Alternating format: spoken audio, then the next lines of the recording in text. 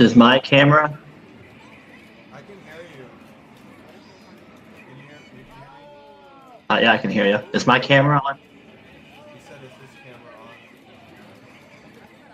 on?" Okay, just so I know. I'll be polite. Yeah, How is that on your side, Kyle? Can you hear like the game and also hear me pretty clearly? I only hear you, and it's fine. I don't need to hear the game. Okay. All right. Because I'm hearing the game. Is that what we want or not? Just wondering.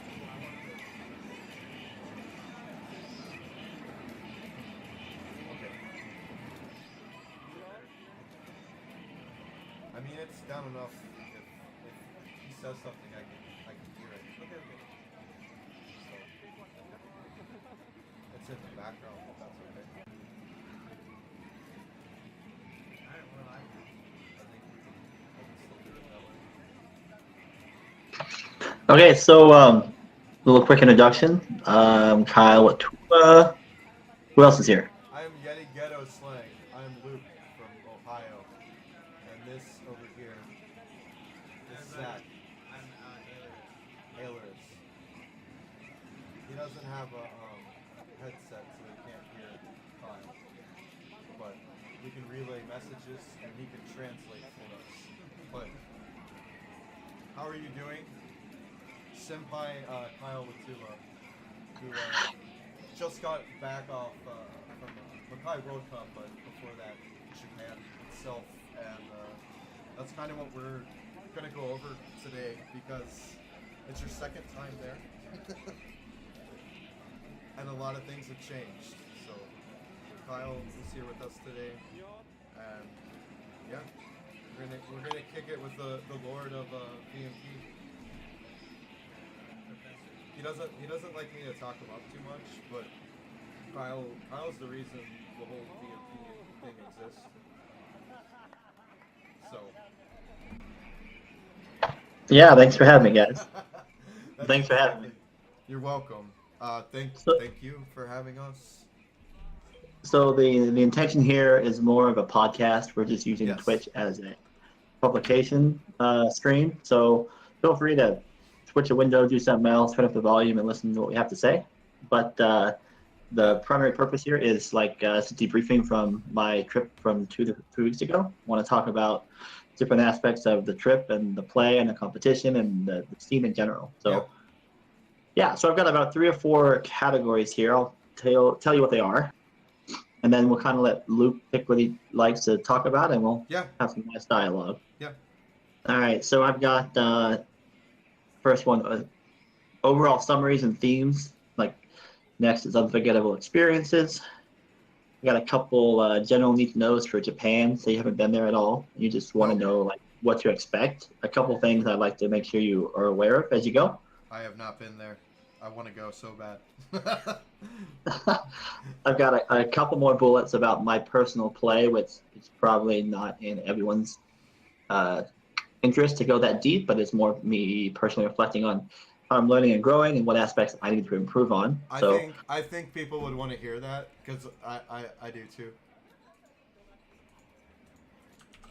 cool. Yeah, we'll get into that one for sure. Yeah. There's a Okay. ton of notes on that, and yeah, you got. I'm glad to see how much you like learned and like how much you absorbed and brought back over here because that shit's invaluable, man. Yeah, I'm a sponge. I'm like, what was that crappy superhero who was a sponge? SpongeBob Watula Pants. Yeah, there you go. SpongeBob with Tula Pants.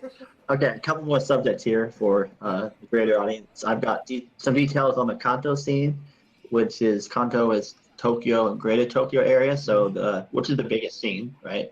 I have Kanto. another category for Kansai scene and details, and that's the West Japan. West Japan, I have to say, my experience excludes a group called and Fantastica or and Fantasia, which is led by Bo. I didn't meet Bo or his wife or any of them, so my opinion of Kansai is excluding them. Oh, okay. Okay, I have a category for VSAP tech, like individual things to know about character interactions and gameplay. Was I it have a all of hmm? this was based off you playing Morgan with your VSAV tech from there? Did you? Yeah, but this isn't just Morgan Tech. I mean, this is things I learned watching Okay, players okay, play and understanding, okay, right? okay. Fair enough. Yeah, yeah. I've Okay. seen. Okay, yeah. Then next, I have a section for specific details about players and characters from just the greater region. Yep. Um, I've got a section called homework, which is fun. It's things I talk about people I left and had expectations for them to come back with to-dos, and they all followed through, so we can talk about that. Oh, that's And I cool. have a really, See, I didn't. yeah, I that's fun. I didn't know. I didn't know that. Like, I saw that you were posting things about it, and I was like, oh, so Kyle gave the Japanese homework. Yeah, That's and it was almost, that's sick. That's your gift to them. it was like a sword over their head. They just wanted to hurry and get it out of the way, so like everybody quickly turned it over. Yeah. Okay, I That's think the awesome. last That's section. awesome. Thank you. The Yeah. last section that you were saying, I have a quick few notes about my Twitter account and all my recent efforts to make videos and highlights and kind of their feedback on that.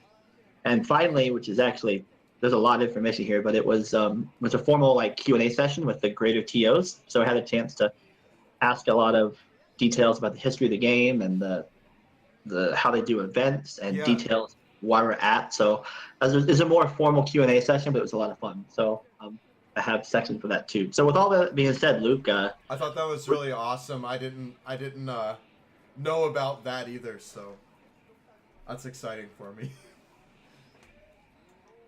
You're very. You said you're very well respected with the TOs.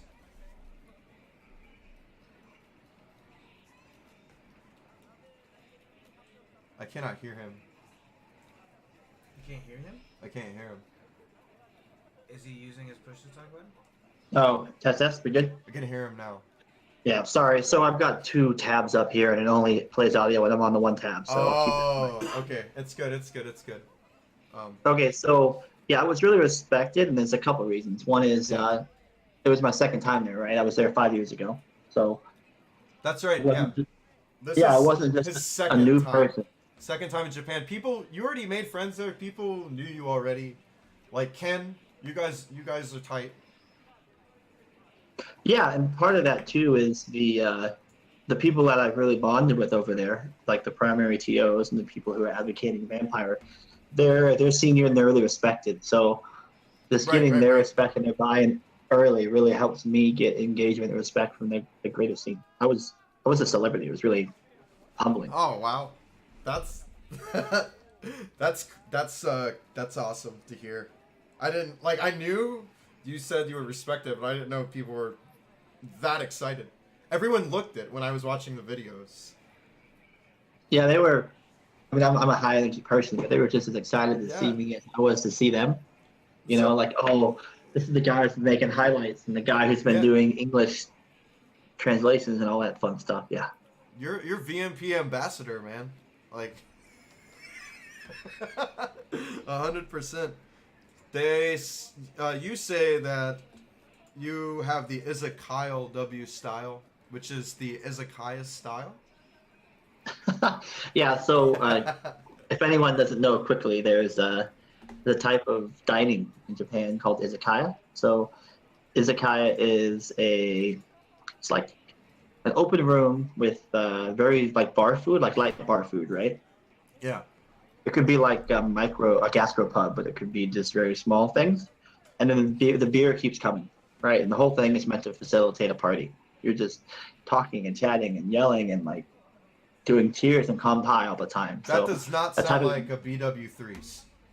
it's amazing. I mean, it's like we always tried to make Roosters into this like greater social atmosphere than it really was. Yeah, we tried really hard, didn't we? Because it didn't work. Like this is the Alright. perfect place for what we tried to do with Roosters. That's Roosters. If no one knows, we had a good time at Roosters, the local Roosters here. It's a fun, casual joint. And So we took it beyond casual. yeah, casual chicken night. Yeah. Yeah, so explain a bit more here. The izakaya style. It's a band in Yes, izakaya. yes, It's yes.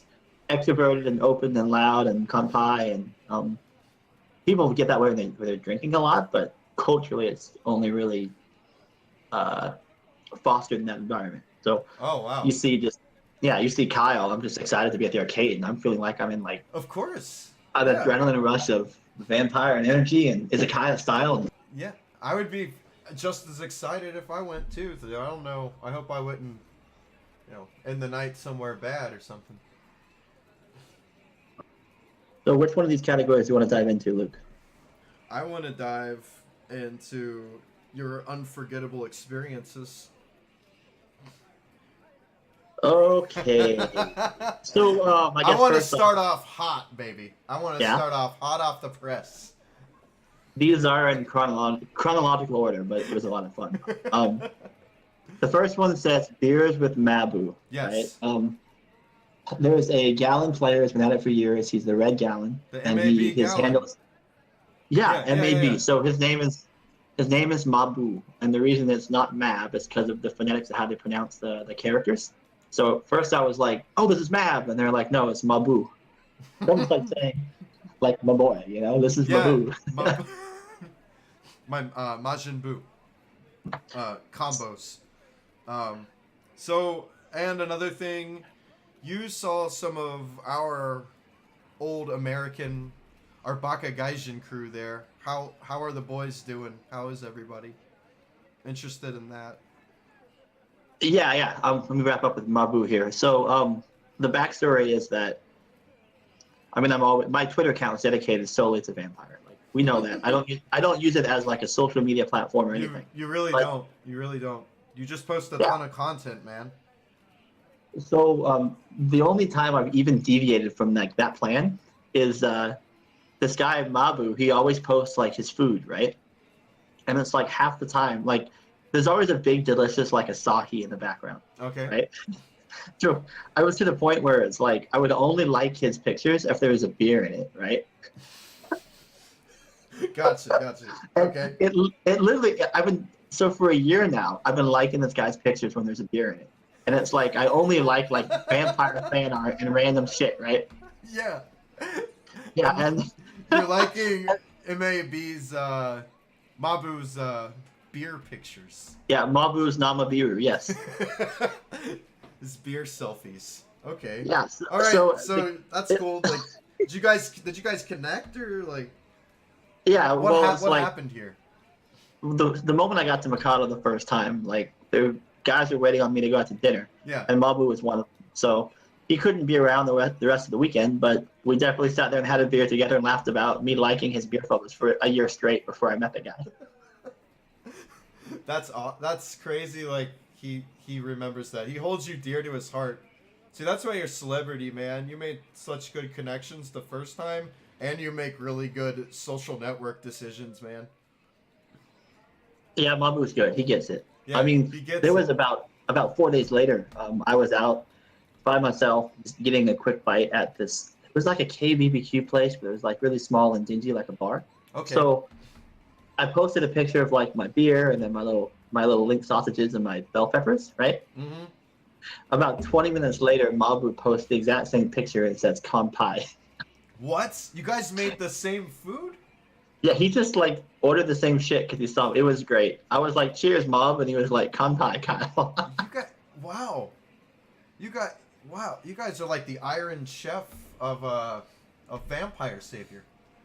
Eating that bell pepper, right? The Iron Chef, Iron Terror of Vampire Savior. Oh God, you're ridiculous. Is you two. Okay, back to your previous comment about seeing some buddies. Yeah. It was really good. So, Cool. first and foremost, for Chase Magic, he's living his dream. Ever since I've known that guy, all he wanted to do was like work for Arxis and go to Japan, and I've seen him through like thick and thin and highs and lows, and it's really interesting to go see him in this environment that he's been so eager for after many, many years. And he's thriving there, right? He's kicking ass. He's doing good. He's working hard and making friends and making money, and he's happy. So it was really good to see him in that environment. That's really cool. I know he was kicking it with Ray when he went over there too, like right before you did. Yeah, so Chase is originally from Louisiana, and I was struggling for a while about what I was going to bring Chase, right? Mm-hmm. But and eventually I decided to bring him like dirty rice and Zatarans and like Creole stuff. Okay. So I go to see Chase, and I've got this like little gift bag sitting next to me, and we're just having small talk, happy to see each other. Yeah. And then like mid conversation, he freaks the fuck out, like, "Oh my God, Kyle, why do you have Zatarans? What is this?" Why do you have Zatarans? Yeah, it's like a type of Rice, French. right? Yeah. Anyways, he like I couldn't even have a conversation. His excitedness was overwhelming, and he like pulls the bag up and pulls up this thing of Creole seasoning like it's a holy grail, and he's like holding in the air, like singing praises to Allah or something. It was good. Creole. Wow. Okay, I didn't remember that he was from Louisiana. I just met a Vampire Savior player that said he's from Louisiana at Frosty Faustings. Ooh, who's this? I don't remember, but he plays Mr. Rogers. He plays Boleto. Oh, cool. I've never Yeah. heard that play. He says he only Nice. plays on Fightcade. He said he's got one guy like North Louisiana that he can play, but I guess Chase just started the scene there. Great. Yeah, no, Chase is from there, like born and raised, but when it's time for college, went to Kentucky. Yeah, I know that's where you guys met and everything, and I guess that's the only reason I know him is because the scenes are kind of close, I guess. Kentucky and Cincinnati. Oh yeah. So. Okay, so next on this unforgettable experience list was what I called the big brunch. Yeah. The Yeah, so family this- play date and lunch. Yeah, it was really special. How was that? That sounded awesome. Like integrating like the family time and the game time. I've always kept it separate, right? And I Yeah. think Yep. a lot of these people do the same thing too. So it was a really Yep. unique experience to be able to like do Bridge both, that gap. right? Yeah. Yeah. It's So awesome. It really is. we met at a toy museum, which it was actually it was an elementary school that was bought out by like a city, or it was the city bought out to a private company of an elementary school, and Okay. then they had taken each classroom and renovated different types of like generations of toys. So it was all like hands-on playing with toys type stuff. Okay. That's Yeah, pretty it was cool. it was a lot of fun, and we have a couple like the age range isn't too diverse, so they were able to like play together and hang Oh, out. wow. It was fun. So a little chatter with them and laughing at the kids, and it was unforgettable. You have friends in Japan, and so does your daughter. Yeah. That's pretty freaking cool. It really is. That's awesome. What else you got here? Dinner time, TO Q&A. So after Mikado Monthly, we just did a big communal dinner, and it was a good time. Cool. So I was able to sit down and like talk to people and tell stories, and had a nice Q&A session with that whole thing at the bottom is populated down there, right? Right. But yeah, there was one story I told Kawapa, and he's so funny, my God. So Kawapa's been doing this like slapping his like forearm as like an answer. Like you say something to Kawapa, and he'll do this. He'll slap your forearm or his? No, he slaps his. It's like this gesture right here. Oh, like Yeah. yeah, so yeah. That's what where I'm Ryan from- does in CBS too. Yeah. So where I'm from, that means fuck you, Yeah, right? that's Yeah, what I thought.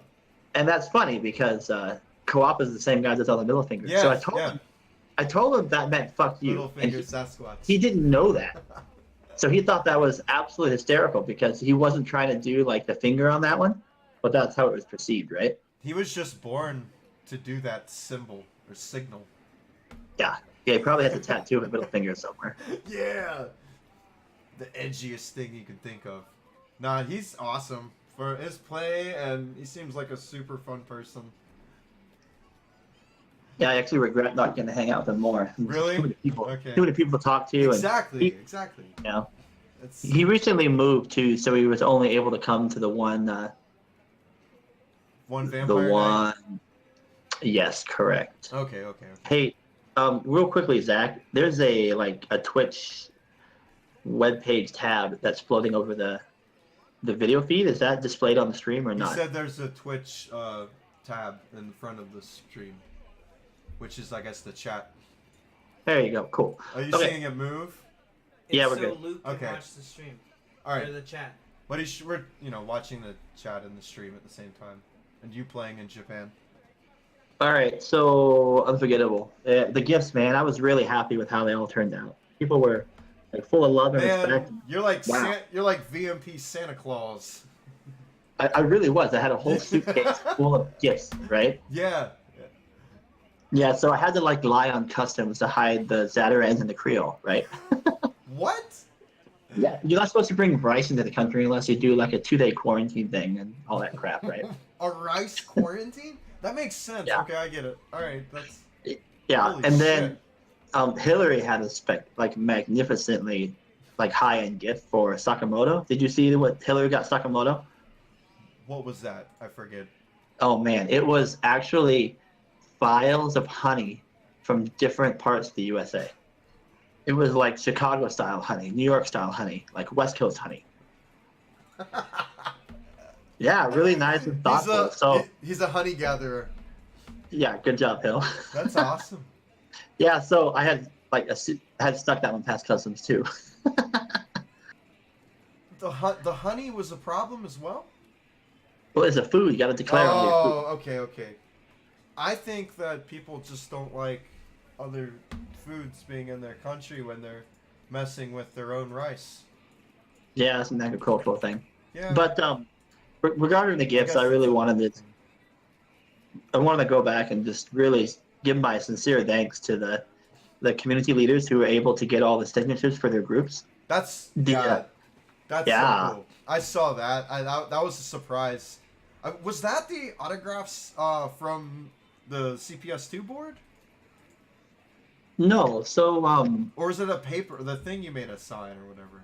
yeah, that's the thing I made everything sign. Because you sure tricked me. 'Cause that was awesome, man. It was ambitious. I'm really respect and grateful of the people who were able to contribute. Like there was people like Bang and Victoria and Zach and like Hagare. I mean, they were really champions of the regions, and they got all the signatures of the people in their community. So because of those guys, it was able to all come together, which is great. So yeah, that was sick.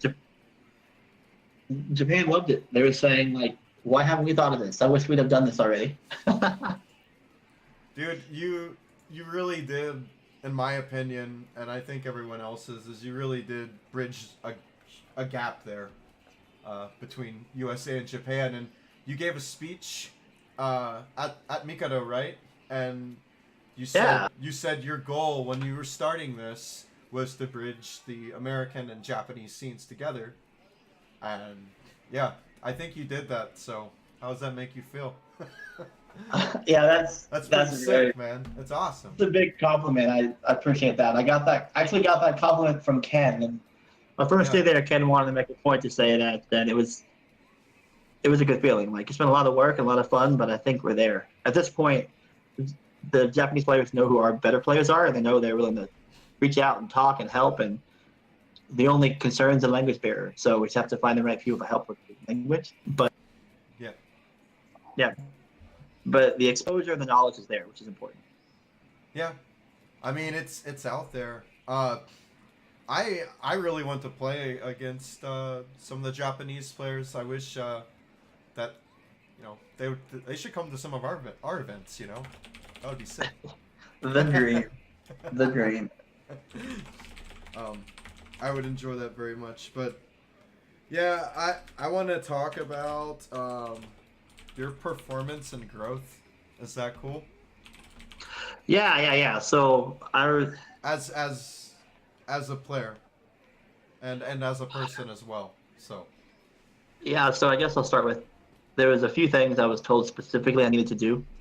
Just first off, that's amazing. Like I've got people telling me a couple things here and there, but okay. I don't mean to be rude, but I quickly discredit them and try to counterpoint them, just knowing that you know a ton of shit about this game, man. Like and part of it's like me second guessing each idea, right? They give me a good idea and I'm trying to think, is that real? Is that right? Where does it fit, right? But it was really humbling and nice to get like direct feedback on what I should be doing from players who are directly better than me. So there was like no questioning it. Just I have to do this thing, and that's going to be accepted. Yep. Yeah, That's so a Jesus. couple immediate, like I think the first two things Ken told me the first day, which was important, was I understand that ground rolling Mm-hmm. is disadvantageous because you lose your ability to reversal and like throw on wake up. Right. So at mid screen, I wasn't ground rolling much, right? Right. And that's not a problem mid screen because I was able to have defense to kind of work my way through those situations. But when it came to the corner, it made my corner rolls significantly more predictable. Yep. It wasn't the direct effect of Yep. my ground rolling. It was the indirect effect of not ground rolling enough to enable the corner. Does that make sense? Yeah, it does. I see. I saw that. Did was Ken telling you these things, saying like ground roll at neutral more often? You said you were Yes. getting blown up for rolling forward in the corner and everything. So Ken is the one that Yes. told you those things. Yeah, directly told me that one. And then the second That's one, cool. That's cool. I think this is really important because this is a concept that is pretty new to me, but it's very new to the USA scene in general, right? And Ken said that the best players in Japan, like the top 20 or whatever, Yeah. they make their tech hits are deliberate and consistent, and we have a lot of players like that over here. But the most important thing is the moment you complete a tech hit, you need to do an action. So, like Right. Right. personally, Right. I was always like tech it and then kind of assess and then make a decision based on the strength of the tech hit and the kind of situation at hand. Right. Ken was saying that the mobility is so high in the game. All you do is confirm the tech hit and then just commit to the movement option that you're already decided on before the tech hit. So they just want to. They're recommending going ham after that. Yeah, like don't even stop. Don't even stop to confirm Right. the situation. Like just tech it and then go. Like tech it, go, and it should be like tech it, frame one short hop, tech it, frame one nine jump, or nine jump, tech Yep. it, frame one ice tower. Like that's the type of mentality you should have to take the most advantage of your tech it. I mean, every character has they have the juice, man. They can go in. They got the white Bronco bucking the whole time. So I love seeing good Victor play though. It gets me excited. Yeah. Yeah, I mean quickly on that one. Kame tech Yes. Victor's mobility is so low that he has a situation where if the enemy tech hits him like one good time, Okay. he can't maintain offense, can't keep going in. So um, instead of confirming a tech hit and doing some other way to beat it, he just accepts the fact that he's out and he plays neutral again. That's what Victor does, right? Oh yeah. Okay. Damn. And because all those other tools aren't that great at neutral, like let's be honest, his best tools are jumping heavy and crouching heavy, Yep. and That's they it. both are like very readable and reactable, right? Yes. You can get So destroyed. his safest best option at neutral, and this is what he's fishing for, is guard cancel. Like how does Victor beat Gallon? He guard cancels at neutral. Yeah. How does Victor beat QB? You guard cancel at neutral. And it was nice to like be explain those things and like seeing the power. Because he has had that all in his head. Like he understands, he recognizes the patterns, what makes this character really tick, and what makes him really Vic. So, he's. Really tick. But that's definitely one of my favorite players. So, that's awesome. Like you got to hang out with these guys, man. It still is. Still blows my mind. All right, a couple more notes here on like my play, and I think it's still basic, but it's still so important that I mean Okay. I didn't even do this in the match that counted. So I'm like part of me wants to beat myself up for it, but the other part is like I'm just so many things I'm trying to keep that just at once, right? But if you're playing a DP character, Morgan, Lilith, Dimitri, Yes. you have to uppercut like twice in the first bat. Like you have to. If you don't show your hand, then you can't play around that opportunity. Yep. But the uppercut isn't your ace in the sleeve to like win the last confrontation. It should be on the table, and the opponent should have to deal with it at all time. So Right. if you're Dimitri, I get it, but like as Morgan and Lilith, I kind of never felt this way, but it should be that way. It's Like still every like it yeah. still should be that way because you have that move. It does make people scared to go in once they get hit by it a couple times.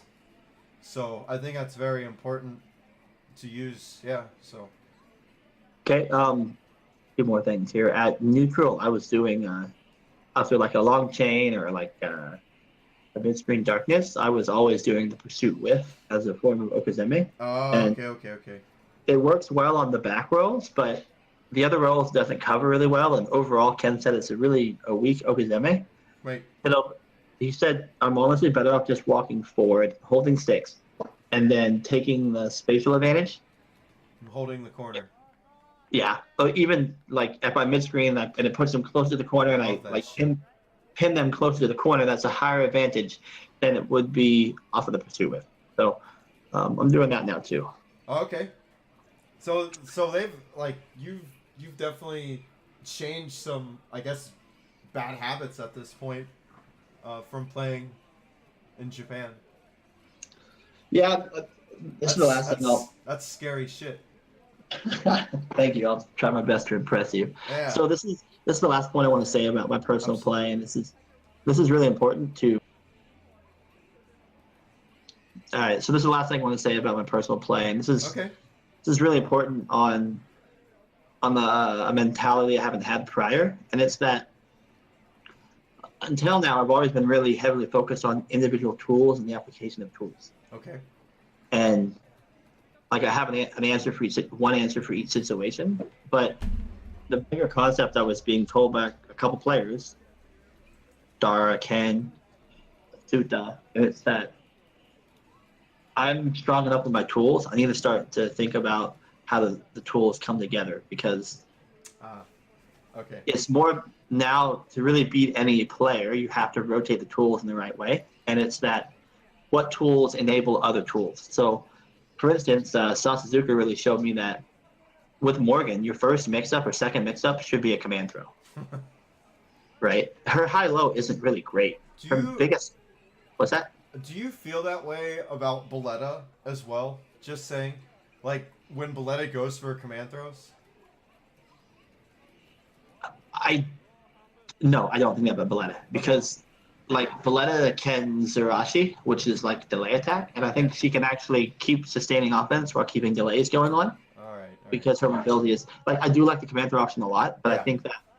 I think Kosho has good balance. He only command throws like once or twice in a match, and it could be anywhere. It's because her delay game and her jumping game is still strong enough to compete with all the other options. It'll catch you sitting still for like 1 second. Yeah, I mean, to tell you that, like, against Kosho, like, here comes dashing MP, I go to tech hit dashing MP, right? He actually does dash in, crouch, low, short. That's ridiculous. One is a low off of an option I'm not used to eating a low at, right? Number two, it's a delay. It's Zerashi, because he stops a crouch and then does low short. Yeah. So it beats the tech hit, and plus it punishes me standing. So in that one confrontation, he beat me twice. Jesus Christ. Like, He's ridiculous. Oh wow, Kosho, the power, right? But it's understanding the power of the individual tools and how they come together. I watched you play Kosho.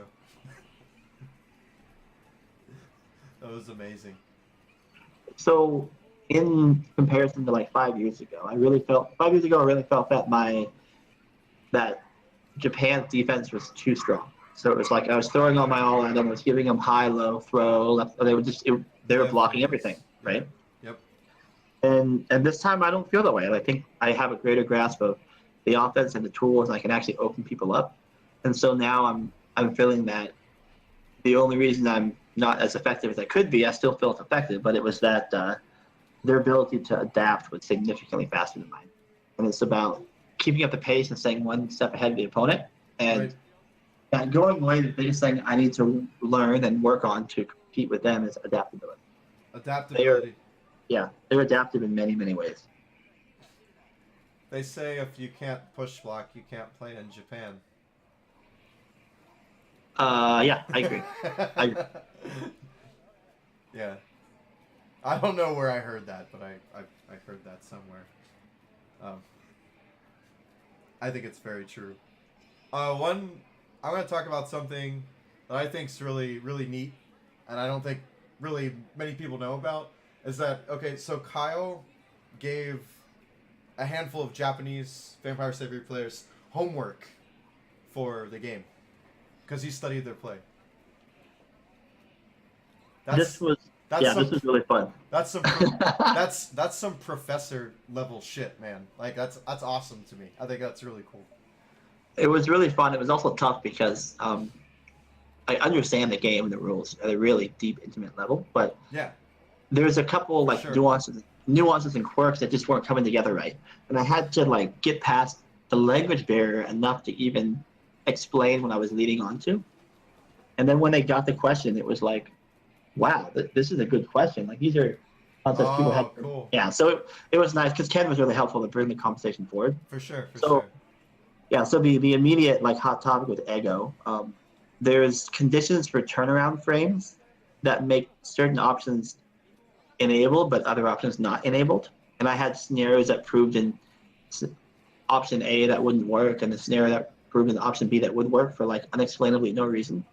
So I told Ego these things, and it really scratched his brain a bit, and then he actually updated the entire turnaround wiki. So thanks for that. I think I saw you post that at one point in time. Yeah, in the The last few turnaround thing. weeks, Yeah. yeah, in the last few weeks, he has like a Victor That's video and crazy. a Felicia video and a Dimitri video, all Yeah. showing what moves you can do backwards, right? Because the whole point is certain moves have a higher priority than turnaround frame. If you do them on the first move, you can do them backwards. Which is I didn't even know that was a thing. So, you know. Yeah, but Ego followed through, and I appreciate it, and that was one of his homework. Jesus. Second Kyle thing for gave Ego yeah, Lele homework. And a he couple other loved it. players that we will talk about. But yeah. Yeah, Ego loved it. He was like, Kyle. He said he's a father and he's got a child and he Okay. does the dad thing. So he was saying that he actually really enjoys having like something to focus on and dig into and do. So he said keep him coming, which is great. Oh, no shit. So he's not leaving anytime soon. Yeah. So Cool. That's awesome to know. It really is. the second concept I brought to Echo's attention was the dizzy bug, right? So Yeah, QB and Lele. yeah. So real quick for the audience, if they don't know, to enable the dizzy bug, you have to first do a bug called disable roll. And then after disable roll, you need to throw the opponent before they reach neutral state. And then that throw gets teched. And when they tech that throw, then they are dizzy, right? What's happening is the throw tech places them in a previous state. So in the other examples, the states that enable the disable roll bug, one of them is a dizzy state. So if you think disable is guard cancel, the first hit of his ES guard cancel is actually a dizzy. Oh, okay. Or you think of Bishamon's Yeah. Paramedama is technically a dizzy that the opponent is forced in for that combo to work. So the throw tech places them back into that dizzy state, right? Okay, so the question That's was crazy. if Lele and QB can actually do the disable roll bug, why can they not do the dizzy bug? And there was actually a whole thread back and forth between Ego and Shu and Suta about this. There was some good dialogue. And the consensus is that there's two good theories. The first theory says that QB's disable roll bug has somebody in the quick jelly, right? Oh, and the Honey Boo Boo, right? Yeah, and when they're in the Honey Boo Boo, we actually don't see their sprite. So we don't know if they're technically dizzy or just like unloaded. Gotcha. Right, because if they're not dizzy and you return them to that previous state, then you don't know, right? Yeah. So that was the first theory, and I liked it, but it couldn't quite explain Lele because Lele could actually do the dizzy item and then the bomb, right? And then Oh, okay. the second theory, which makes a lot more sense, is that whenever you tech the throw of Lele and QB, you actually take damage on the tech frame, not on the slam. So That sounds like Capcom to me. Yeah, you know that really weird thing when Bishamon air throws you and you air tech Bishamon's air throw and you like are all of a sudden on the ground? Yes. It happens with Albath 2 and Zabel, right? Can you see it? Can I see it? Yeah, like are you like in your head? There's this really weird thing where like you don't take damage until you land, but you tech the grab before you land. Oh yeah, so yeah. I was like, what are you? Okay, yeah. Yes. Yeah, so the theory is that that's the condition that enables the dizzy bug because in Lele and QB's example, you actually take the damage on the tech hit, and that would disable the bug. Okay. Yeah. That's crazy, man. Like this is all crazy. So what is the Jetta's bug here. The Oichi special. Yeah, so it's not technically the OT special, but this happened to Vic and Diane at Mackay. They told me all about it, and I tried to recreate it. Didn't happen. I told Ego, and he knew exactly what it was. It's common knowledge over there, but there was no video. So I was like, Ego. Of course, it's common knowledge. Yeah. We don't know that shit. Yeah, I said, Ego, amazing. give me a video and an explanation, and then he did that. And it's funny because it's as simple as it sounds. But all you do is your Jetta, you activate Dark Force, and then while in Dark Force, you hit somebody with the claw. I mean, the bug only happens like 10% of the time, maybe 20%, but that's it. Like Dark Force and then claw, and then some big graphical like splatter comes across the screen. What? Yeah, you haven't seen that? It's like the timer, the 0 from the timers is like displayed speckled all over the screen. Zach says he's seen that. Yeah, so that was Echo's homework. He had it updated within like 4 days. I was still in Japan. He had everything figured out. He already knew that, but no one's ever asked him that before. Well, yeah. Yeah. Okay, so Atsuta is he's from West Japan. He's the black and red Lele. His handle is Little Jane Roka, but that's Atsuta, right? Okay. So Atsuta, there's three players you could say like really helped documenting all the bugs and all that stuff. So one of them is Ego. The other is Shu. He was the blue Bishamon. Yes, He did yes. Yeah. And the third person is Atsuta. So the three of them together, but know as much as anybody else. Right? Damn. Okay. But this was a fun story because I had asked Ego and Ken about Balletta's guard cancel bug, and they didn't know. And it was like, I didn't know. So we were all scratching our head like, this is unexplained. It's not documented. Like, how do we uncover this thing, right? Yeah. And then 4 days later, I'm in West Japan. I'm talking to Atsuta. And Asuta's like, oh, I know about that. Like, what? Of so I course. was like, yeah. I said, hey, why don't you give us a video and show the world? Because even Tokyo doesn't know, right? Wow. Okay. Yeah. So about 2 days later, he came with the video, and now we all know. It's pretty cool. So this is technically a P2 bug. Like, P2 has those walkthroughs that P1 doesn't. Yes. But you're actually forcing it on the opponent. The Balletta has to be P1, okay? All right. And then secondly is the opponent has to be on the far left side of the screen. Balletta's P1, and then for some unforeseen reason, there's certain spaces on the screen that Balletta can guard cancel. So when Balletta guard cancels, she doesn't cross up the opponent. She's on the right side.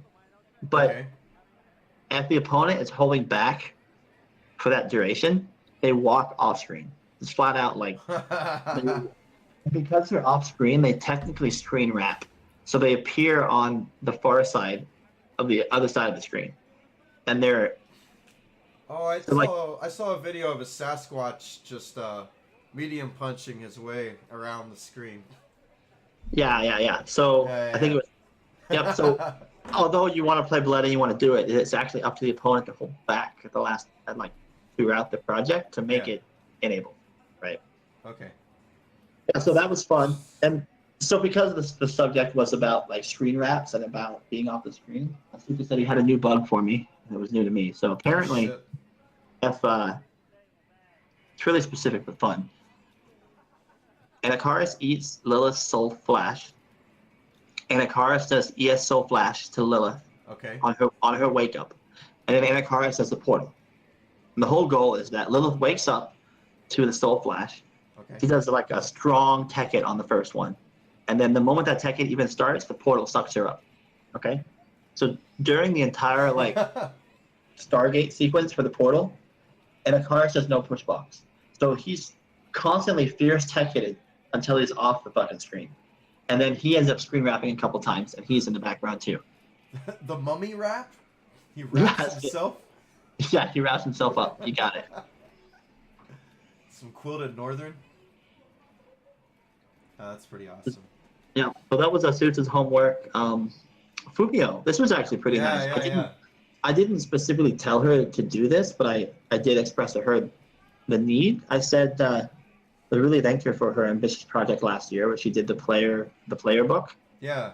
I told her that, it was pretty ambitious and awesome. And I said that a lot of the Westerners haven't seen it. We've only seen like one page that was scanned. So a lot of people don't even know if they're in it or they're not in it.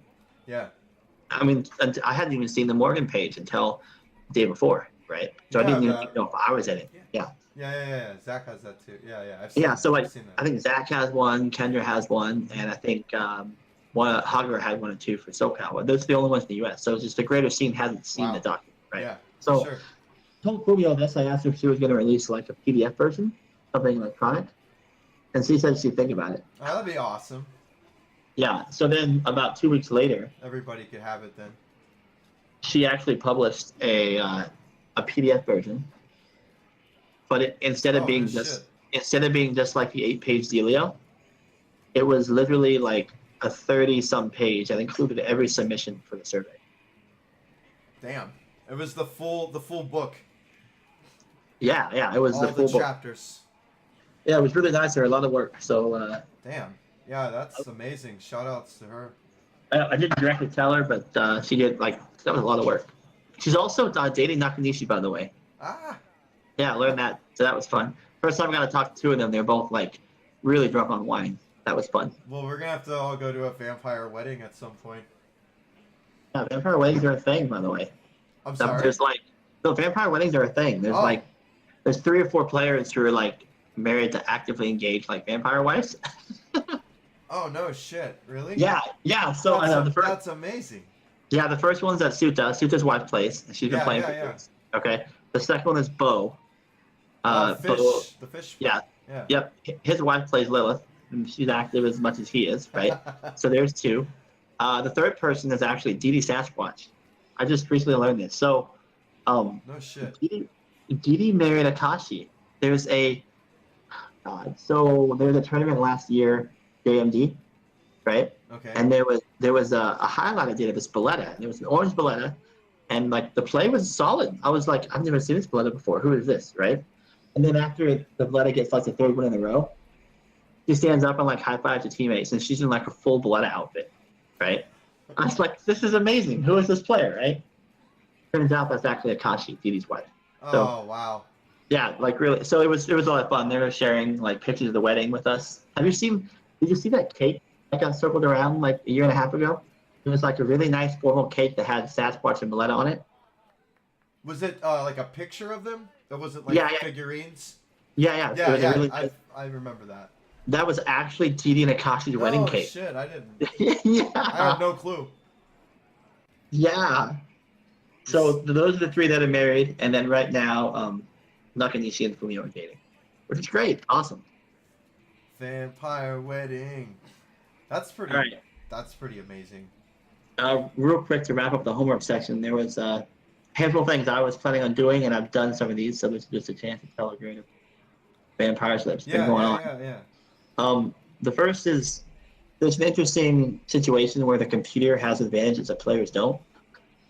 So it's like we've all seen 1 or 2, but I've never seen them all together. So I've been slowly documenting these on the wiki, and I learned 2 or 3 more. So for instance, the Japan confirmed that QB can actually execute a guard cancel without being attacked, right? But only CPU QB can do that. Okay. CPU Gallon can do a beast cannon transition, lower in elevation than normally possible, like on the floor. No crap, really? Yep. Well, I gotta start picking the computer.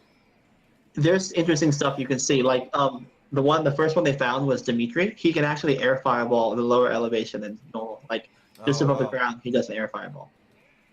What else? Balletta can do a missile without having any charge time. Bunch of cheaters. Yeah, I mean it's literally cheating. Like they gave the computer. Yeah, what kind of Mugen hackbot is this? The Vampire who was Savior CPU. Oh, there's Vic Viper. Vic had a hypothesis that the opponent could do command supers instantly. And I believe that. I believed him, especially because he said in the later PSP versions you could actually set them to 1-button command supers. But shit. I actually spent 20-30 minutes trying to study this thing up, and I do not believe that's the case with Vampire Savior. Any command super I see the enemy do, I actually see the normal come out first. Okay. So, you know what? Myth busted. Yeah. And then the last thing that was kind of on my homework here was There was a video, a combo video that was linked to me. This was like old, like VHS style combo video, right? But the back end of that had a few more bugs that hadn't been seen before. So I went through and I like hyperlinked and timestamp all that stuff into our wiki. So now any bug that I know about is in our wiki. No shit. Yeah, that's it for the homework section. You're the man when it comes to putting all that shit on the Wookiee, dude. Like, you really are the Wookiee of the year when it comes to Vampire Savior. Like, the information you post. Oh, like when you put that bug section, when you messaged me that, I was like, that's fucking upper echelon Vampire Savior stuff right there. So I mean, how long did it take for American scenes to know about that shit?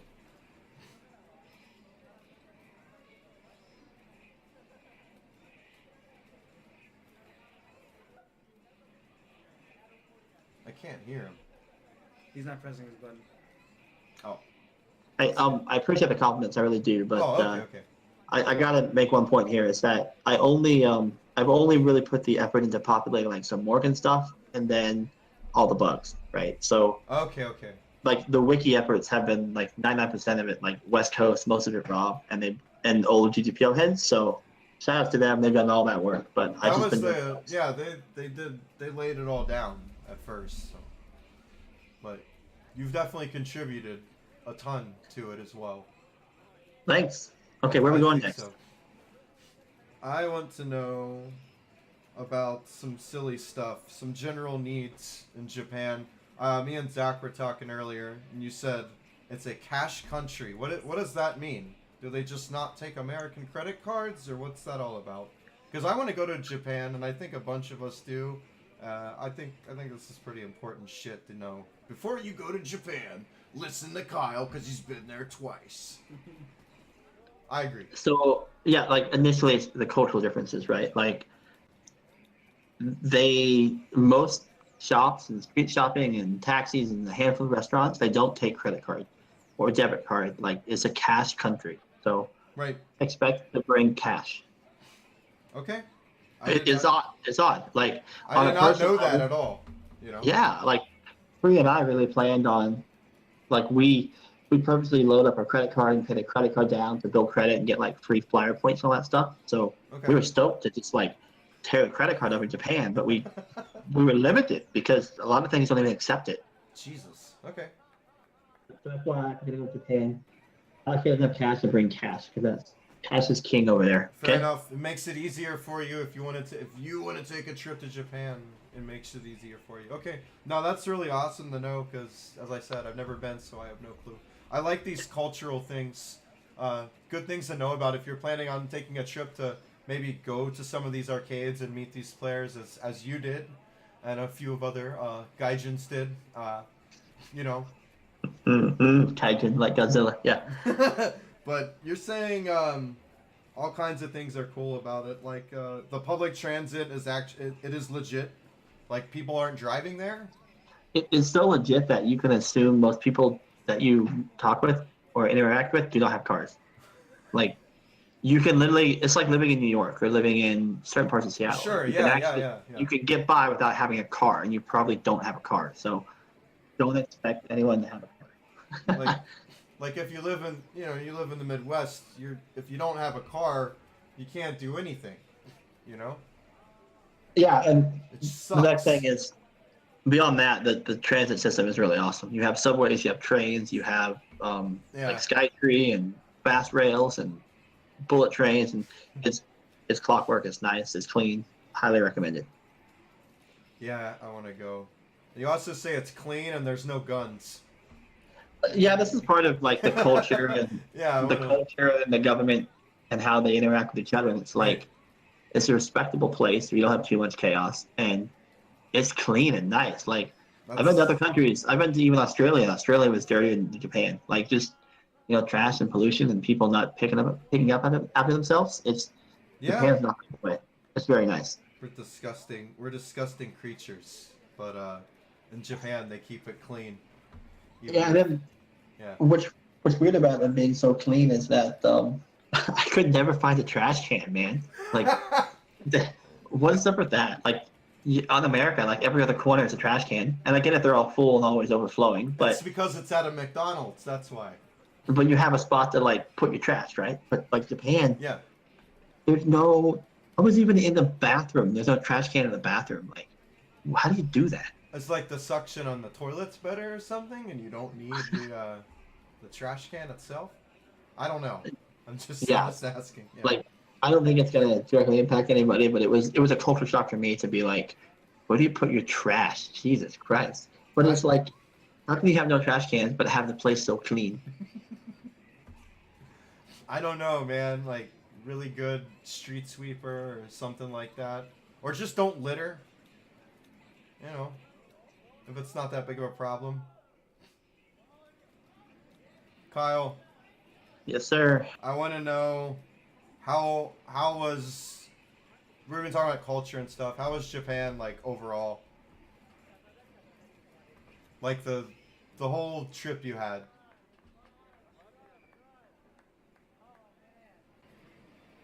To me, it would be probably the best time. Yeah, there's a few things to say here. First of all, it was by far the best vacation of my life. There was Yeah. a ridiculous balance of like family and gaming and Yeah. beer and food and beer and gaming and friends. And beer.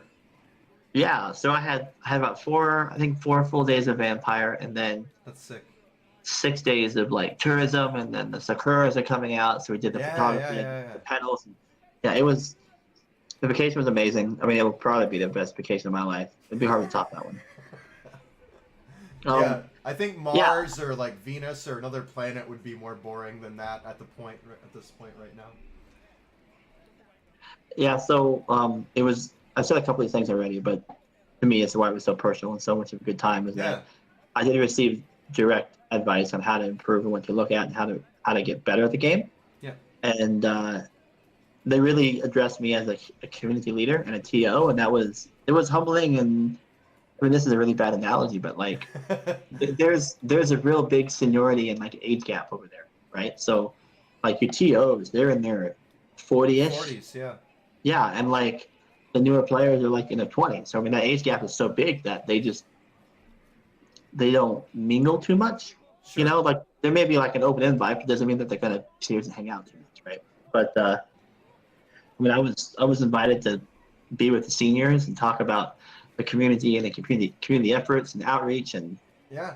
it's been great. I mean, without sharing any too the wrong details, I've already had 2 or 3 really good conversations with Zach about how we can That's what he improve was saying, yeah. our TOing efforts and how to refocus some things for sustainability. And it was really good because this is dialogue that I probably couldn't have with anybody else in the world except like the 2 or 3 TOs over here and then the TOs over there. Right, right. Yeah. Jeez.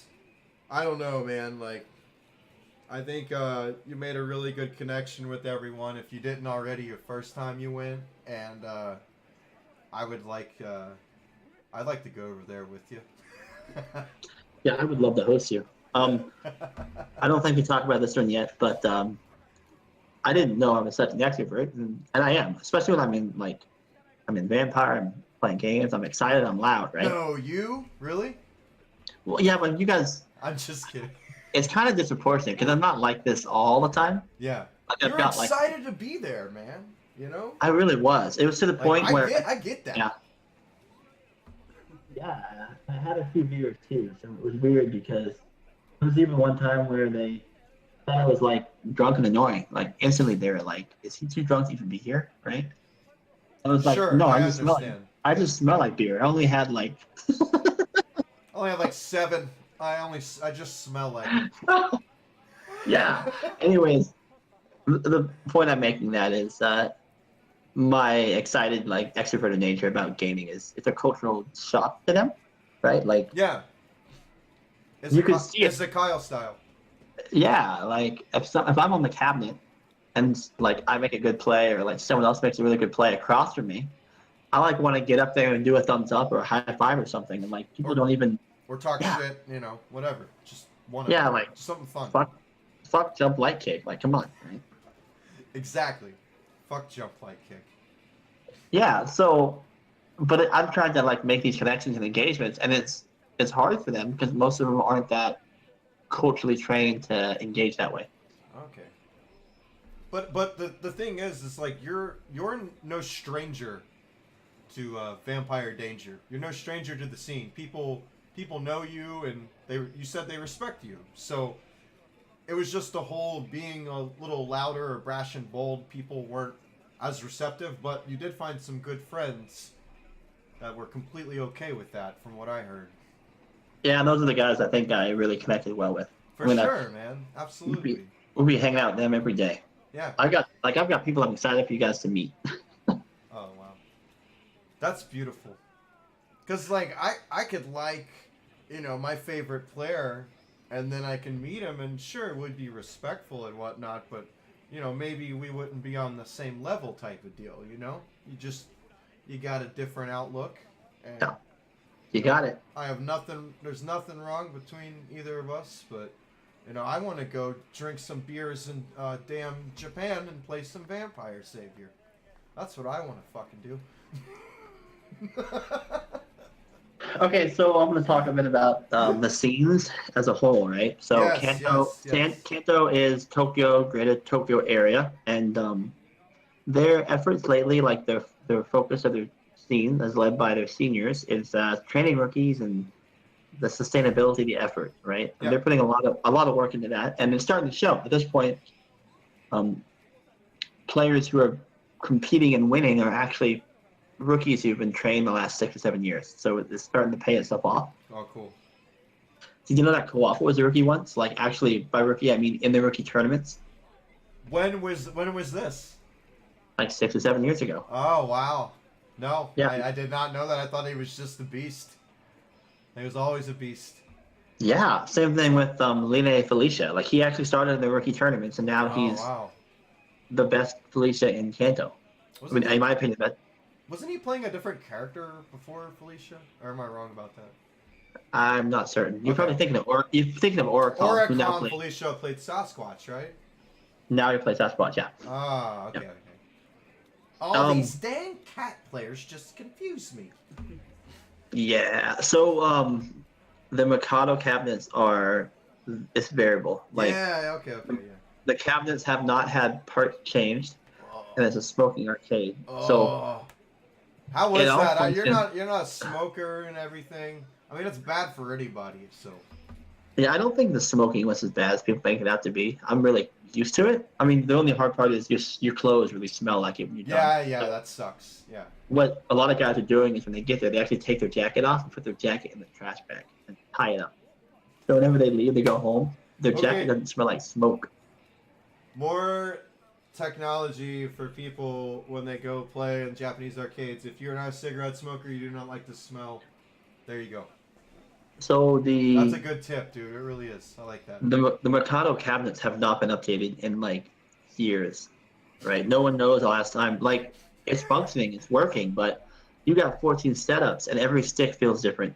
Every button feels different. Like there's no continuity amongst it all. Yeah. So I mean, there's times where you see Kosho do a fast jump in and then not try like a hard combo. Yeah. And now I know why, because he's at Mikado. He doesn't want to do that shit at Mikado. It's Right. risky. Oh, that Right? sucks. Okay, wow. That's some good insight as well. Holy shit. So there's cabs. Yeah. There's cabs there that are older than young Luke. Yeah. Yeah. Like they could have gave birth to him or something, but death and rebirth. But no, I didn't know that about the cabs there. How bad, if they were bad or good or what. And this is Mikado. So, but the thing is, like, this is the big monthly. This is like the big meeting. This is the home of Savior, and that's Mikado. But Yes. it's tough. So, like, I have sympathy to anybody who drops a combo on the monthly event. Like, Oh wow. Okay. and in my own defense, like, I was in West Japan and things are coming out like butter, and I'm in Tokyo and it's like it's hit or miss on what's actually going to execute or not. It's hard. Okay. Like, this is one more reason to respect someone as adaptable as like Kaji. Like, you're not just adapting to the player, but there's times you have to adapt to the equipment. Of Like course. mid-match, you have to realize if you rock this further or press this button harder. Oh, that sucks. Yeah, I can understand that, but what Why are the arcades? So you're saying you were doing everything like Lando Lakes coming out? It was like, are those the maintenance there better? Are they smaller arcades? So there are arcades that have better maintenance, and they're liked because of that, right? But this is Mikado. It's the one that hosts like the big month. It's the premier sizable. place to be. Yeah. Yeah, I kind of understand it from a player perspective. Like, first off, you can't be broke or poor and compete over there. Like, you're spending 50 cents every play, right? Like, I was dumping 25, 30 bucks a night just free play at Vampire, right? Yeah, like back in the old days, but that's always existed in Japan. Yeah, but the point is, you don't have people who are able to compete and stay competitive while not having the funds for it. So anyone there is like constantly spending money to be there, right? Jesus, yeah. So if you're dumping 30 bucks a night into the arcade, you probably wouldn't feel justified in dumping 200 bucks into a machine to give them free hardware. No, right? not at all. No, Yeah. I totally get that. I think it's cool. It's cool and costly. I think it's. I don't know how much money I'd go through, but there's ups and downs. 30 bucks like, a night's, you know. There's ups and downs because the people you do bring in are a bit more financially stable, a bit older, so the scene can sustain more, but you bring in less people. So there's a risk either way, right? Yeah. Sure, that makes sense. You could be in the West over here, and we bring in a lot of people, but we bring in a lot of poverty people who aren't going to contribute much, who aren't going to, shell out $5 to do anything. So sure. Yeah. A couple more things about Kanto. There's going to be no DPG next year. This is wow. This is questionably the last DPG. It's ran by Sakamoto. And Sakamoto can't do it this time. Yeah, Sakamoto's got a big obligation next year, and he just committed to the fact he's not going to run DPG next year. So are they going to end the tournament series, or go with a different name and different brand, or what's their approach?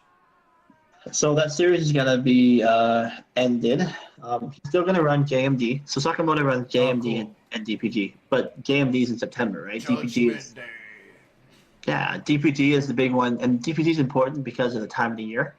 It's in it finishes in what they call Golden Week. Yeah. So which is like 5 days people get off work.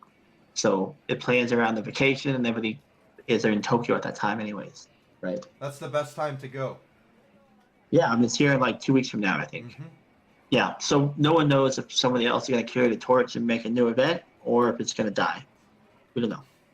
So it's just not happening unless there's some secret plans going on right now.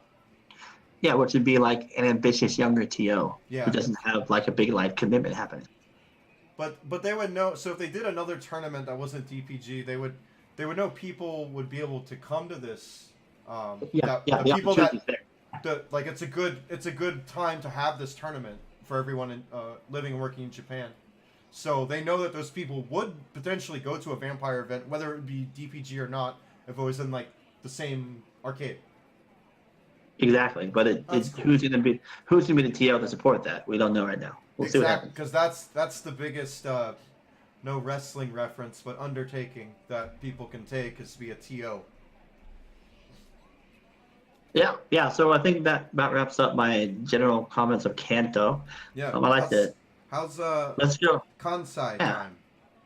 Yeah, this is interesting because this is truly like East and West. You remember those old like Temptation East versus West events? Oh yeah. Yeah, that's Kanto versus Kansai. Ah, okay, cool. Yeah. Cool. So I'm actually getting like parts of their scene, understanding their mentality, what they're doing. It's pretty cool. So Kansai is very different.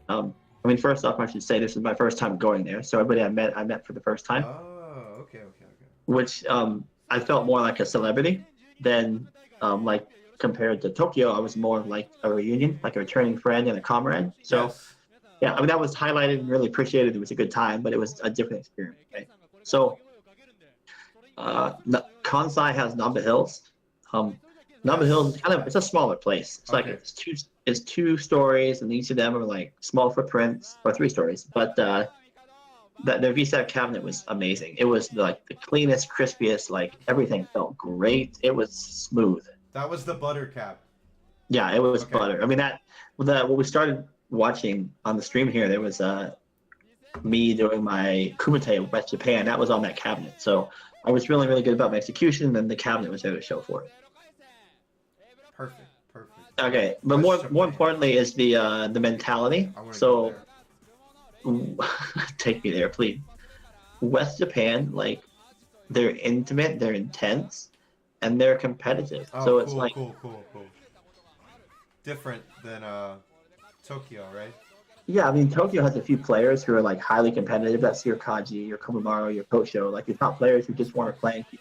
But there's so many more people in Tokyo who want to do like marketing and advertisements and videos and tournaments and rookies. Like there's so much more to the experience than just like playing and winning. Sure. And West Japan, they're 99% focused on playing and winning, to the point that they don't even see value in recording their matches. Like they don't want it, like, two reasons. They don't want people to see him play? Well, that's a little bit of it, but the second bit of it is like whatever time that person was committing to doing videos, they could commit to playing and becoming better. Okay. That's a I don't agree. mentality. Yeah, I don't agree with it, but that's how they all think. Yeah. So it's a philosophy difference of how you approach the Wow. right? Yep. So Different they're all scenes, different mentalities, different training methods. yeah, and they really focus on offense in the West. Like they just want to offense. Like we make a joke about Didi like going fast and go, but Yeah. man, every one of those guys knows how to just jam it down your throat, and that's what they love. It's the favorite feeling, jamming things down the throat of people when you're playing a Sasquatch. Okay, a couple more things here. Their primary community leader of the West is Takahashi Gallen. Takahashi, Yeah. he's the one who runs Darkstalkers Duo Festival. Okay. He's great. He's seasoned. He's senior. He's nice. He's actually one of the very few people on that side of the country who reach out and train people. So he's actually sending messages and videos to people like in Tokyo on how to improve. So that's All right. big ups. Yeah, big ups to him, because that's not a theme that happens in the West, but it's just one or two players who are willing to do that. A couple of the senior players over there are Bo, and he's from even further west. So at AM Fantastica or AM Fantasia. Fantasia, I think. Yeah. Yeah, but the guys I met, the senior ones there is Takahashi, Dara, Oboro, Atsuta, and Yajima. Gods. And then I asked them, I said, who do you guys feel is the strongest in Kansai? Like, who's the best of the West, right? And it was cool because they had a unanimous agreement, and it said that it was a QB player named Sin, S-I-N. Yeah. Yeah, like I never. They said that's their best player. Yeah, they honestly feel that way, and I was like, why? And then like all their eyes lit up like saucers, and they were like, Kyle, his IEDs are so fast they have an arc to them. It looks like QB does a short hop. Is what they said. So when you went there, was Sen QB there?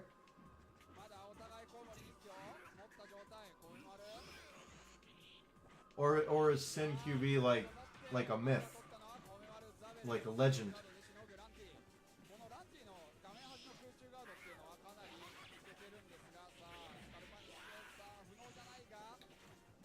You let go of his button again. I'm sorry. I think you let go of his button again. No, Sin was there. Okay. Sorry, Sin was not there. He was not. He respected they were being honest. His IEDs are so tight, he has like an arc to them. It's a short hop. Is Sin active? Is that player active? He's strong and he's senior, so he goes to big events.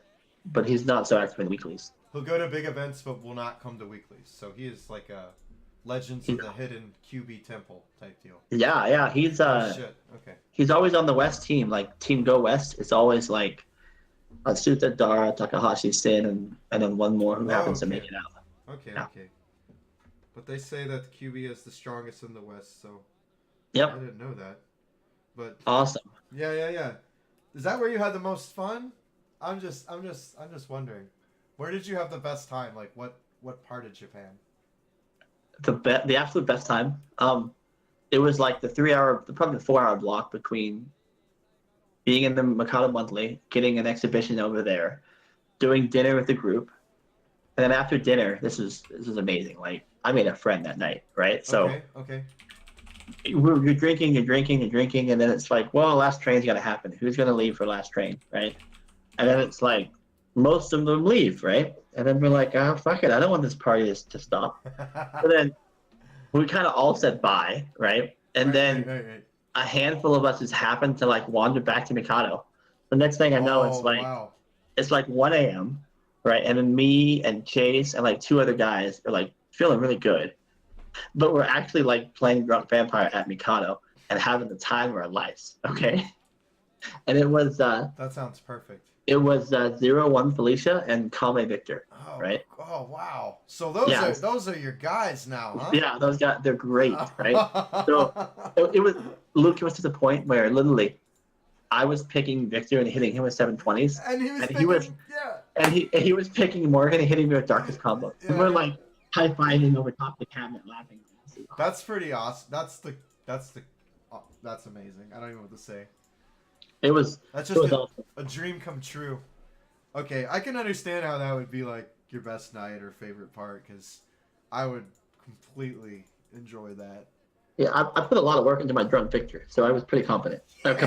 The best time to play Victor, is after a couple VMP whatever high lifes or whatever. So yeah, I was hitting the good links too, and even Kame was like, "Oh, nice." So that was fun. Yeah, so that was unforgettable. Drunk in Japan doing Victor combos against a Victor main who was playing Morrigan that's just a good time. I don't know what else to say. Those are some silly boys right there. All right, so thanks for sticking with me, guys. There's been a lot to talk about. I've got about 2 sections here left if you're interested and we have time. I'm interested. Do you have time? Yeah, I'm good to go. Okay. So this is just tech. This is about concepts I've learned or situations that are advantageous I just want to talk about. And they're kind of all across the board. So first off is I mentioned it briefly earlier, but there's certain matchups where you just lose neutral. Okay.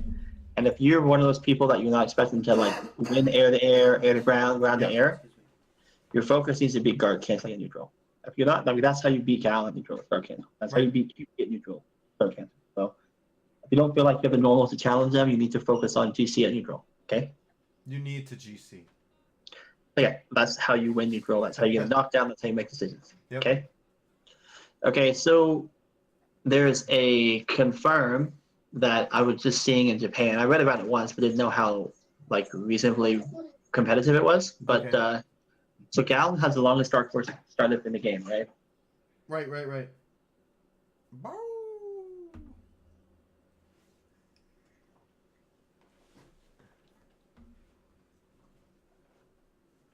Hi, Ava. So the Invulnerability invulnerability actually overlaps the recovery of his Dark Force activation. He's not pressing. So can you guys hear me? I can hear you. I couldn't Okay, before yeah. though.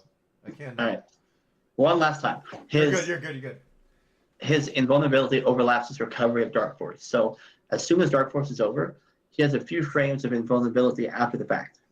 Yeah, okay. Which is really odd, right? Yeah. So what he does, it's a little easy flow chart here. Like you're down, you Dark Force, okay? Are you close enough to throw them? Then you throw them. We all know that one, right? HK, right? Yeah. But the second one says, if they're not in throw range, you do crouching LP. So it's an immediate low out of Dark Force, right? And then if crouching LP hits, you can easily link crouching MK. and then Beast Cannon. And then Beast Cannon. And it doesn't have to be EX, it's just the 1-2 cannon, horizontal. And they bounce off you because the shadows. And it's the easiest. And if, for instance, say they block the first Beast Cannon, you can go the other direction and you're fine. Does that do good damage, or is it just? Yeah, it's great. Oh, it's an invulnerable jab that leads to good damage, and it's a free to activate. It's great. Who told you this again? I was seeing it. I talked about it with Okay. Ken and Takahashi, Okay. right? Oh, that's beautiful. This is something that New Look needs to start doing. The Dark Force, low Yeah. jab, link, low middle kick, beast cannon, beast cannon. Okay? This knowledge needs to be out there. All right. Couple more things I learned. So you saw it, possibly saw it. I was fighting Ego, but when Morgan blocks a Tenraiha, Speak. I was trying to do instant darkness to punish that, but the actual punish is a jumping darkness. So I learned that. What else? Bishamon was doing crouching heavy punch to trade with Soul Fist. It was really sweet. So like, there's space on the screen where I feel I'm safe to do Soul Fist. It comes out first, or? No, he'll do it second, Oh. but because he'll trade, right? Like he's active at the same time. Okay. As my fireball. So like he literally trades. He hits me when the fireball hits him. At like over half screen, we're trading with fireball, right? I mean, he's up on the trade. So he did he did 2 or 3 in a row to me, and it was like next thing I know, I'm halfway dead on my first bat just from Soul Fist. So you can't Soul Fist against Bishamon. Yeah, against Nakanishiman, you cannot. Yeah, Nakanishiman will destroy you for that. Yeah. Who the hell's gonna know that, right? Except for Nakanishi. So. Yeah, well, Severn knows it now, so I'm hose. Oh shit. Okay. Well, that's scary as hell. So I was always curious about Nakanishi doing the grab super, right? And it's he only really does it against Gallon. I didn't know that until they told me, but like what? we know that the bricks work on Gallon, right? Yeah. But the ES Fireball doesn't work on him. So instead of doing ES Fireball, they do the grab super. Does he just crouch the fireball? Isn't that what happens? Yeah, but it does not crouch the hand. The other four shorties, yeah. Morgan, Lilith, Valletta, QB, they crouch the hand. Gallon doesn't. So bricks is the thing to do there. Yeah, so you've got bricks on those 4, and on the Gallon you have bricks and hand. And then everybody else you have unblockable fireball. Oh. I mean, technically you have hand too, but you have fireball. Or might as well do fireball, right? Jeez. All right, I remember hearing that. I think Ethan might have told me that before, or someone. And that's why the Bishamon does the bricks instead of the fireball against... Yeah. Against Gallon, yeah. Yeah, against Gallon. So. Okay, so this one was really big. It blew me up really hard, and it's only the top players who were really utilizing the power of this tool. And we've kind of known about it, but I don't think we've really made it a core part of our strategy. Mm-hmm. It's that if you're fighting an uppercut character like Morgan, Lilith, Dimitri, you want to cross them up as early as possible. Okay. Okay. A lot of people tend to cross them up late, and what happens is their uppercut auto corrects, and then they get uppercut out of the cross up, right? Okay. In this example, I just want you to like go over the y-axis as early as possible, and at this point, they are forced to have a wake up turnaround animation. Because they have a turnaround animation, the wake up DP is diminished. Oh wow. Yeah. So first off, there's only one crazy unique way to wake up DP, and like reversal, true DP, and don't expect anyone to do it right. Okay. You can if you go through somebody, you could actually just expect them not to DP and wake up. Like you could actually do like walk through Dimitri and low short him as Oki now because you've done this thing.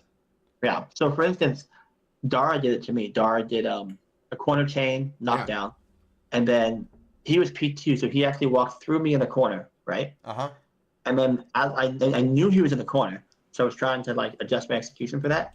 And as I stood up, he 7 jumped back on the first side of me. So I actually had, in that one Okazeme, I had 2 separate turnaround animations. Oh my god. What the hell? Yeah, and I got blown up so hard. He ended up like a late jumping MK, full string combo. I mean, I was mentally just exhausted after the first knockdown. Dara knew that you were going to get blown up by that, didn't he? He did. And in fact, he was even, to take this detail further, I told you that he was talking about the composition of tools and how tools come together to help each other out in their offense. He literally showed me a brochure of Dimitri Okazeme setups, right? And it was like a brochure of it. Yeah. And I was like, was this printed or did he write this himself? Like it was on his phone, right? It was. Oh, okay. nice font, had like Dimitri graphics on it, right? And I was like, Dara, what document is this? I've never seen this before, right? And then he kind of snickered and said it's his own private. Like, His let me get that, right? You know? yeah, it's his own private Dimitri setup. What? Nobody else has seen it before. There is this wow. old. That's crazy. That ancient techniques. Holy shit. That's like that the Dalsim thing, the Japanese thing. It was like the whatever different ways of yoga. It was like a Street Fighter 2 put together brochure on and video of Dalsim and Super Turbo. Oh, I didn't know that. Yeah, it's something. It's like the whatever ways of yoga, I forget. But anyways, no.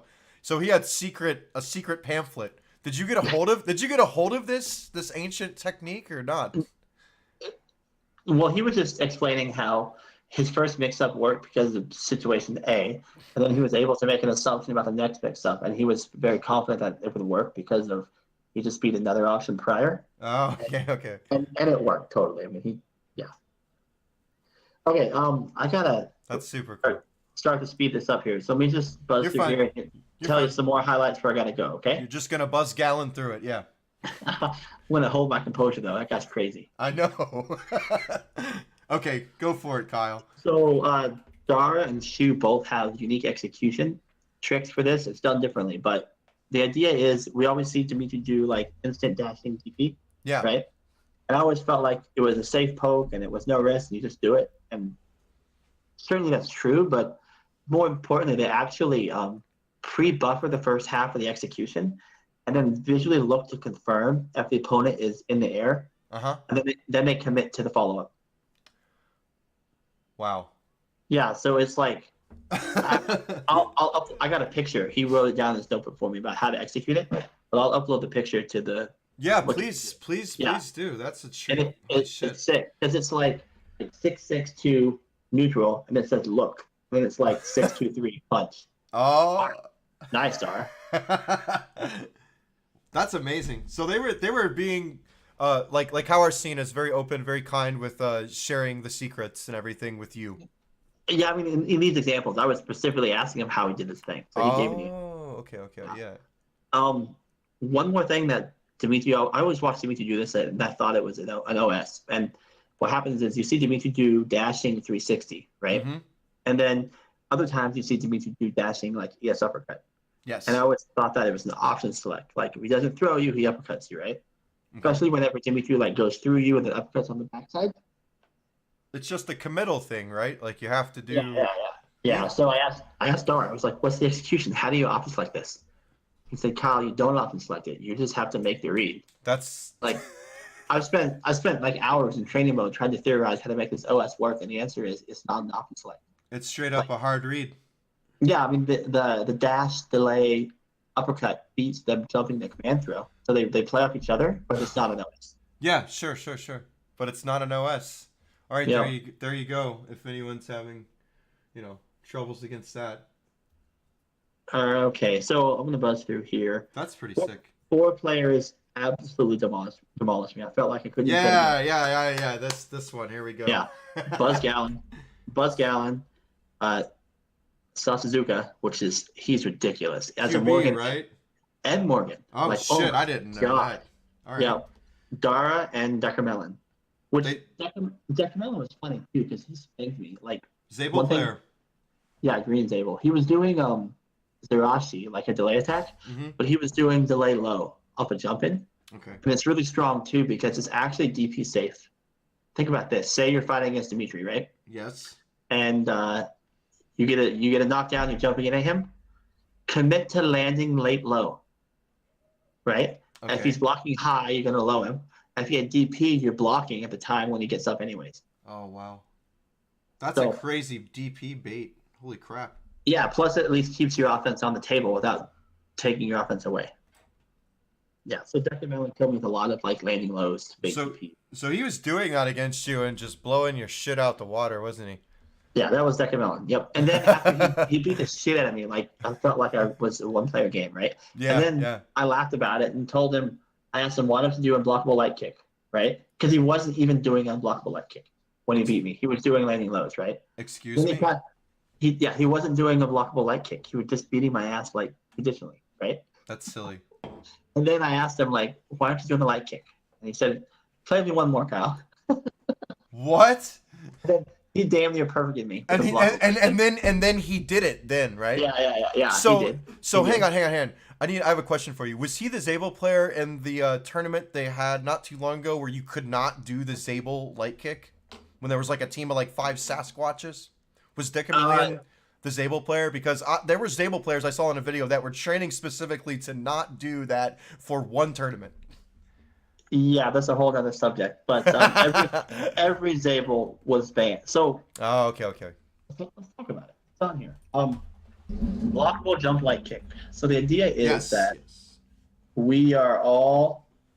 This isn't esports. Like, we like esports, we like high profile, but literally no one's playing Vampire to make money. Like, we're here to play them. No, that is the truth. Right. So as a core is believed by most of Japan now, and I totally feel it. I get it that unblockable jump light kick takes the fun away. Like, if we're only playing for fun, this is not fun. And like to prove it, like you have 14 cabinets, you have 7 head-to-head setups, okay? And you have 30 people like in queue to play on these head-to-head setups, right? Yes.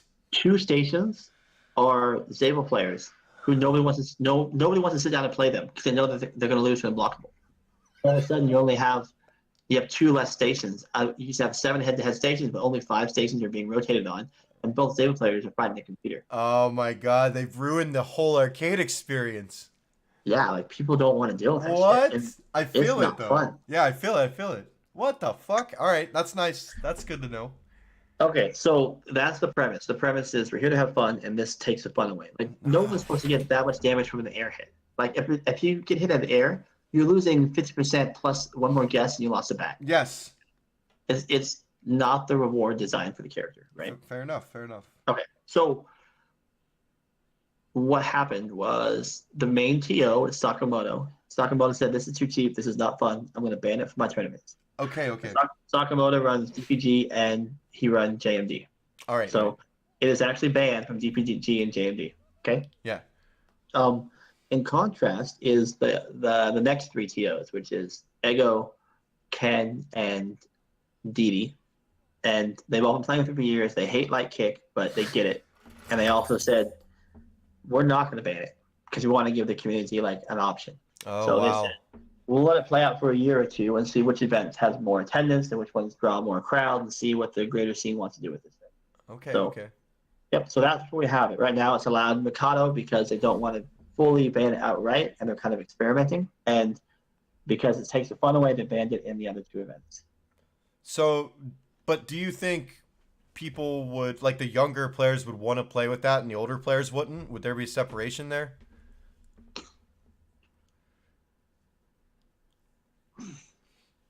It's You all right? yeah, I'm trying to put this answer together. Like, No, I'm sorry. You're good. you say younger players, but like the younger ones are like mid-20s. They've been doing this shit for 6 years, so like they're still seasoned. Yeah, no, I'm not even meaning like skill. I'm meaning like just age-wise. But yeah. I see what you're saying. Like ultimately depends on the attendance of the event, right? Like Okay. if JMD has low attendance because jumping light kick is banned, then they'll lift the Alright. ban and keep the attendance high. Because that's back to sustainability. Tokyo's emphasis is sustainability. So this is an effort to keep the heart of the game going because Okay. jumping light kick is not fun. Crouching leg, standing leg, jumping leg kick. Leg kick is not fun. So I asked Oboro, I said, what is your, because Oboro is like the god of 720s, right? I asked him, Yes, he is. what's your trick? Like, what's your execution? How do you do this? And he like leaned in like he had a real answer for me. And he said, guts. Guts. Like, that's how he does 720 with guts. That's the perfect answer I want to hear from a Victor player that I look up to very much. So, he's a fucking beast. What does Did it you know- take? Guts. Do you have it? Did you know that Dara taught Oboro? No, Yeah, I did learned that not too. know that. Oh, cool. And then That's pretty Takahashi- awesome. It is. I didn't realize it was that level of involvement. It's Mike Oboro. Holy shit. Takahashi taught Oricon. Oh wow. Yeah. Here's a good one. Dar is actually coming to Evo 2018. But he's Oh. only coming. He's coming the second day and the third day. So he's pretty certain he's going to miss VSAB, which he knows he's not coming just for VSAB. He's Is going to be that in the now? States. What's he here Hmm? for? What's A work trip in the Oh, States. okay, So, okay, okay, okay. like, it's just the stars align. He's going to be there that same week, so he's going to might as well go to Evo if he's in town, right? All right. Yeah, he's really good. I really respect and look up to Dar as a senior player who is able to do a direction and talk about the games and even communicate. He was really good about writing things down and taking that language barrier like off the table just through. Okay. Yeah, it was. You could tell he's done that conversation with a lot of people before. Shout outs to Dara, and he's coming. He's been to the U.S. For Evo, right? Yeah, he has. I think once or twice already. Yeah. I thought I saw Yeah, like, videos of like Rotanabor playing against him or something. Yeah, he's ridiculous. So Shout outs to Dara the Explorer. yeah, so I was asking people how long they played, and it was really cute. Like I should say, he started with the beta. Like he started with the beta. Yeah. I saw that Wow. shit, man. I lost Wow. it when I saw that. He You didn't started even with. think Yeah. Yeah, why would I ever think about that? Like, shit, 1997. Where were you, Kyle? You know. Yeah, and he was sharing like funny details about the beta that they made a push to make sure that Capcom changed for the final game. Oh, that's amazing. Yeah. So Yeah, they are a complete part of vampire history. They are. I mean, They're the Renaissance men of vampire. off the top, they said that Anakaris was in Dark Forest, all his punches were unblockable as part of beta, and they were like, "No, stop this! This is not allowed to happen." All of his punches were unblockable? Yeah. That's something I never would have even. That's fucking bizarre, man. I never thought about that. Yeah, I asked Kojima. I said, "How long were you playing?" Right? Yeah. He might say the beta or like something less, but he actually said he started with Hunter. I've never heard anyone else say in their life I started with Hunter. It's funny because it seems like the Hunter and the Savior scene, like the players are completely different. Like I saw like TKO is like a Hunter god. He'll play some Vampire Savior, but he's not. His Sasquatch is nearly like DD or anything in Vampire. But his Hunter is like godlike. But yeah, so that's odd. That's odd. On a contrast too, it's like Morgan's really strong Hunter. Morgan's not so strong. Oh yeah, she is.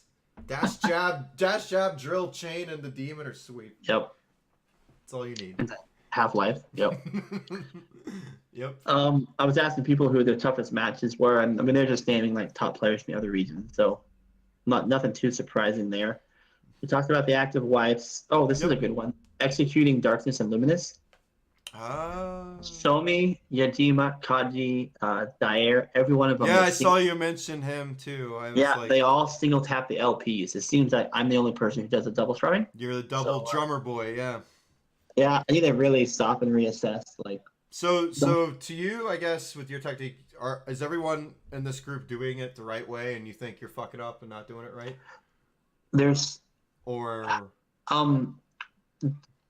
Dair and Takahashi both told me the same thing, and it's that you have your one technique that not only covers like half the darknesses, right? Because like every darkness is a unique situation, and I'll have to be executed differently. So what I've done is I've been doing this one execution that cover like all the darknesses, but I haven't stopped to like relearn the execution for a different scenario. Mm-hmm. So, and that's what I'm getting at. Like, there's definitely a mid-screen like kick medium, kick demon, where the double strum's not working for me. So I need to go back and reassess a single strum technique to get it to work. Oh wow.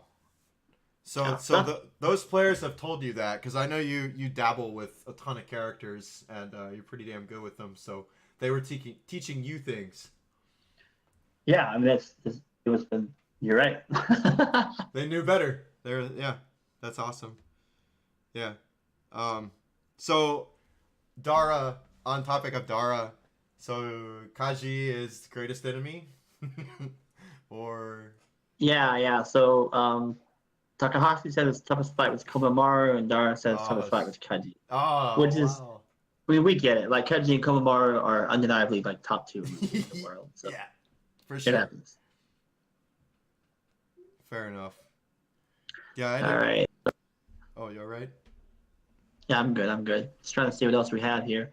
We got one more section, but I'm thinking, why don't we save this for like another podcast? Okay. What do you That's fine. say? Yeah, man.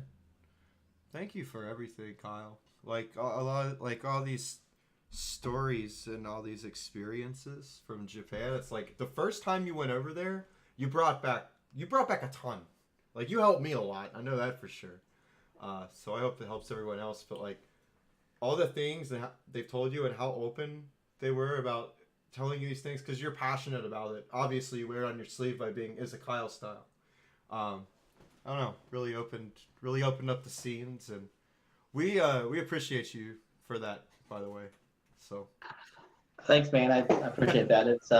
It's been fun. I got big compliments from a few other players and similar stories, and I feel like we've done it. Like we've bridged the gap between East and West, and they're liking us. And, that's the goal. yep, we'll keep it going. We'll conclude this thing real quickly. I'll see you guys in a couple weeks here in Chicago. Yeah. Combo breaker, baby. Let's go. Who's ready? Awesome. Who's ready? Okay. I'm ready. Thanks for having me, guys. I'm All gonna right. go. Kyle, love you. Peace. Bye. Take care. Tell the family I said hi. Tell Abe I said hi. Priya, everybody. Good night, Kyle. Night. Peace, dude.